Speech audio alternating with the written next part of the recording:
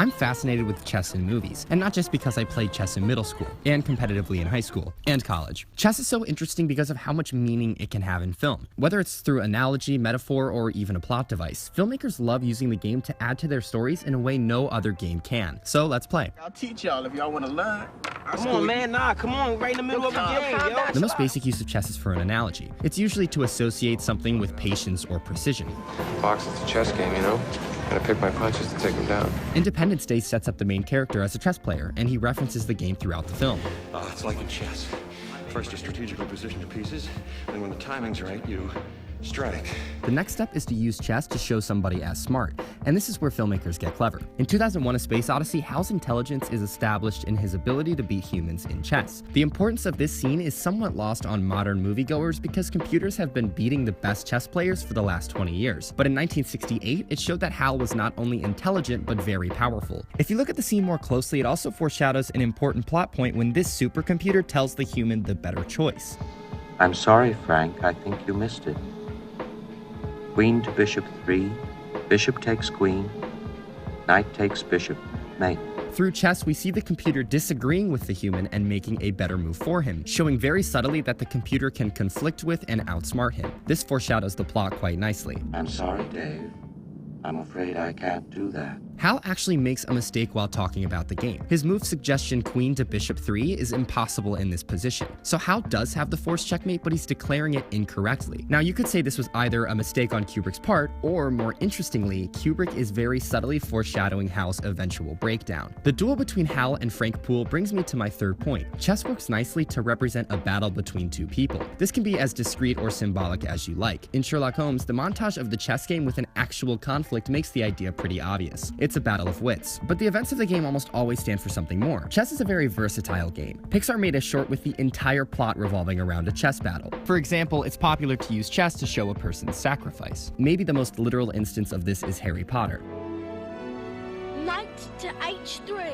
Sherlock goes for a queen sacrifice in his game, directly mirroring Sherlock's plan to stop Moriarty. A winning strategy sometimes necessitates sacrifice. To go one step further, you can even let the chess pieces themselves serve as metaphors for what's happening in the movie. Magneto fights with the powerful rook and knight pieces, but Professor X wins by sacrificing his powerful pieces and using his pawns to checkmate. These moves reflect each player's worldview. Magneto's strong pieces represent him fighting with mutants against the humans, while Professor X fights with the pawns, showing his desire to work with and trust the humans. This metaphor serves the movie nicely because in chess, a pawn can actually mutate into a knight or rook. And this metaphor is further supported when humans are referred to as pawns throughout the X-Men movies.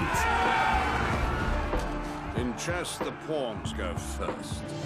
I think chess metaphors are most powerful when they add to the story. In The People vs. O.J. Simpson, Shapiro and Johnny Carson both have chess sets in their offices during the episode where they decide to make their defense argument center around race. In one shot, the chess set is right in the foreground. Here we see an obvious choice to have this chess set as the focal point in the shot, and I think it may mean something. Of course, I hesitate to read too far into this, but it's worth noting that chess is a battle between black and white pieces, and in the context of this scene about black versus white people, that makes for a powerful visual and adds to the idea that this trial was a battle centering on race. Maybe the perfect summation of all these techniques comes from this chess scene in the TV show The Wire. Dee essentially uses chess to explain the drug trade. The rooks are the stash, the queen is the muscle, and the king is top dog. They even go so far as to naming the pieces after actual people in their gang. But he ain't got no hustle.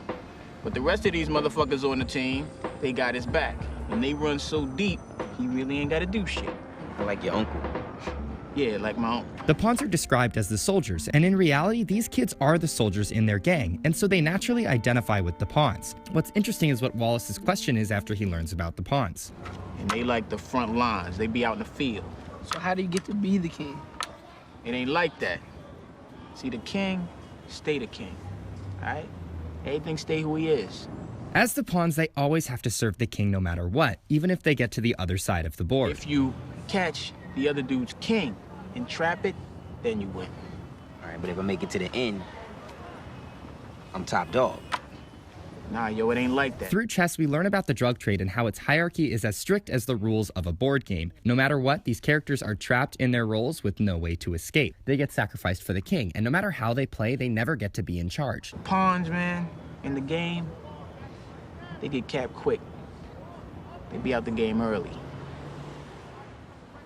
Unless they some smart-ass pawns. In movies, the use of most games is one-dimensional. Bingo is there to establish you're in a retirement home. If you're playing Dungeons & Dragons, the characters are stereotyped as nerdy. But with chess, there's almost always more to analyze. So get out there and make a move. Where's His Majesty? Sir, the king is playing chess. Chess! I hate chess!